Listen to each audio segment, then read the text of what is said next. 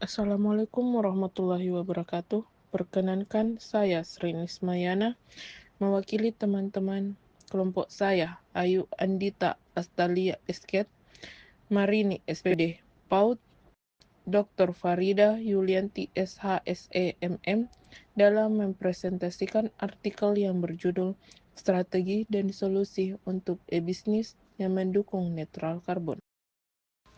Abstrak dari artikel kami, yaitu era digitalisasi telah membawa perubahan besar dalam cara bisnis beroperasi, khususnya dalam sektor e-bisnis. Namun, di balik kemajuan ini, aktivitas digital yang masih memberikan kontribusi signifikan terhadap jejak karbon global. Artikel ini bertujuan untuk mengeksplorasi strategi dan solusi dalam mendukung upaya netral karbon pada e-bisnis. Netral karbon adalah kondisi di mana jumlah emisi karbon yang menghasilkan diimbangi dengan jumlah karbon yang diserap, sehingga tidak ada peningkatan karbon bersih di atmosfer. Integrasi teknologi hijau mencakup penggunaan pusat data hemat energi dan berbasis energi terbarukan, penerapan teknologi black hole untuk transparansi emisi karbon dalam rantai pasok, serta pengembangan solusi teknologi yang mendukung efisiensi energi. Isu perubahan iklim nampaknya tidak bergeming walaupun hampir 2 tahun ini dunia disibukkan dengan pandemi COVID-19. Dampak dari perjanjian Paris 2015 yang meminta setiap negara untuk mengurangi emisi gas rumah kaca atau GRK-nya telah bergeser dari National Determined Contribution atau NDC atau komitmen setiap negara untuk menurunkan emisi GRK nasional ke isu teranyar yang lebih ambisius, namanya climate neutrality, yang sering disebut carbon neutrality atau netral karbon.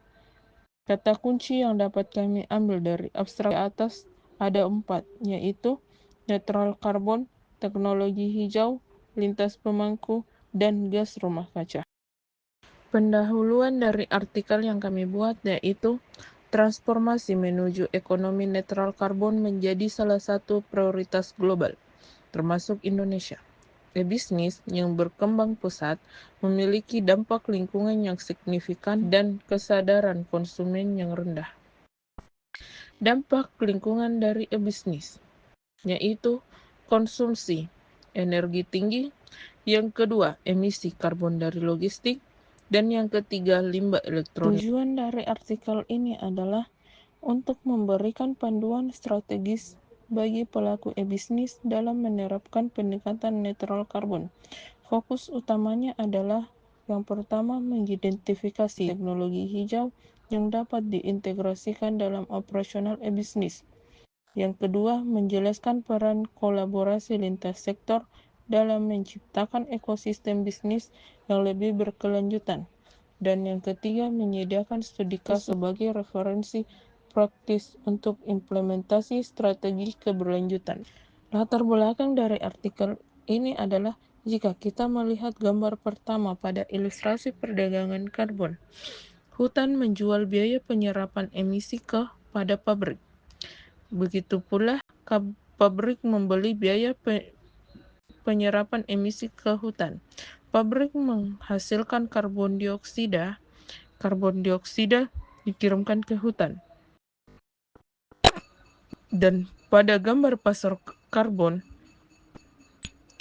perusahaan atau pemerintah yang menghasilkan karbon dioksida perlu memenuhi target emisi mereka dengan cara membeli sertifikat yang mewakili pengurangan emisi yang terverifikasi dalam proyek objek menghasilkan pasar karbon. Begitu pula dengan kompensasi karbon termasuk penanaman pohon dan proyek energi terbarukan menjual sertifikat yang mewakili pengurangan yang telah diverifikasi menghasilkan pasar karbon. Indonesia memiliki potensi besar yang sangat besar dengan luas lahan hutan yang luas dan kekayaan alamnya. Indonesia dapat menjadikan karbon sebagai salah satu aset berharga.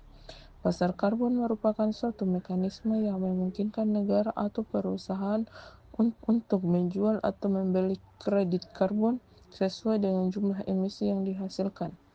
Ada 8 badan usaha milik negara di Indonesia yang menyepakati kerjasama dalam perdagangan. Manfaat, strategi, dan solusi untuk bisnis yang mendukung netral karbon, yaitu mengurangi emisi gas rumah kaca, mitigasi perubahan iklim, dan yang ketiga, peningkatan efisiensi energi.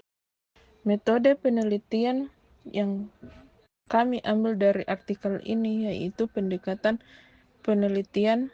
Pendekatan ini menggunakan pendekatan deskriptif kualitatif untuk mengeksplorasi strategi dan solusi yang mendukung bisnis menuju netral karbon. Penelitian ini bertujuan untuk memahami penerapan teknologi hijau, kolaborasi dengan pemangku kepentingan, serta dampaknya terhadap efisiensi karbon di sektor bisnis. Langkah kedua yaitu pengumpulan data. Kami mengumpulkan data dengan cara 3 tahap, yaitu yang pertama, wawancara mendalam dengan narasumber pemilik platform bisnis, penyedia lahan logistik, startup hijau, dan regulator pemerintah. Dan wawancara mendalam yang kedua melalui fokus dengan cara praktik adopsi teknologi hijau, kolaborasi lintas sektor, dan tantangan implementasi. Pengumpulan data yang kedua yaitu melalui analisis dokumen. Yang pertama, studi terhadap laporan keberlanjutan perusahaan bisnis dan logistik, dan kedua, dokumen kebijakan pemerintah terkait netral karbon dan teknologi hijau. Dan pengumpulan data yang ketiga melalui observasi partipasif, observasi proses kerja di perusahaan bisnis yang telah menerapkan teknologi hijau dan berkolaborasi dengan startup hijau. Hasil pembahasan dari artikel kami adalah integrasi teknologi hijau seperti pusat data hemat energi dan Blackhoin menunjukkan potensi dasar dalam mendukung netral karbon. Selain mengurangi jejak karbon operasional, teknologi ini meningkatkan kepercayaan konsumen terhadap bisnis yang berkomitmen pada keberlanjutan. Tujuan penelitian kolaborasi dengan pemangku kepentingan ada 2, yaitu pertama, kolaborasi dengan pemerintah dan logistik, adopsi kendaraan listrik dalam layanan logistik meningkatkan efisiensi pengiriman hingga 20% dan mengurangi emisi karbon secara signifikan. Yang kedua, kemitraan dengan startup hijau, yaitu kolaborasi ini memungkinkan bisnis memperluas adopsi produk berkelanjutan. Salah satu startup hijau menciptakan kemasan biodegradable yang diterima dengan baik dan oleh konsumen. Kolaborasi lintas sektor menjadi kunci untuk mencapai netral karbon. Tantangan bagi Indonesia untuk dapat beralih menjadi pengguna energi terbarukan dikelompokkan menjadi 3 upaya. Yang pertama, upaya pengurangan reduksi terdiri dari pembangunan gedung yang efisien dalam penggunaan energi. Yang kedua, penggunaan peralatan yang efisien dalam penggunaan energi. Yang ketiga, teknologi yang mampu mengurangi penggunaan air. 4. Teknologi yang mampu mengurangi jumlah emisi. Upaya yang kedua dalam menghadapi tantangan yaitu upaya pengalihan atau switch yang terdiri dari pertama, infrastruktur panas dari sampah sel bahan bakar turbin mikro. Dan upaya yang ketiga yaitu upaya inovasi yang terdiri dari pertama, penggunaan bahan daur ulang ataupun kegiatan investasi di peralatan daur ulang. 2. Penelitian dan pengembangan mesin untuk pembuatan produk yang green, ramah lingkungan. 3. Teknologi penangkapan karbon. Dan yang keempat, plastik dan pengemasan. Kesimpulan yang dapat kami tarik dari pembuatan artikel kami ada 4, yaitu yang pertama, bisnis dapat menjadi salah satu penggerak utama menuju netral karbon melalui penerapan strategi inovatif dalam pengemasan logistik dan edukasi konsumen.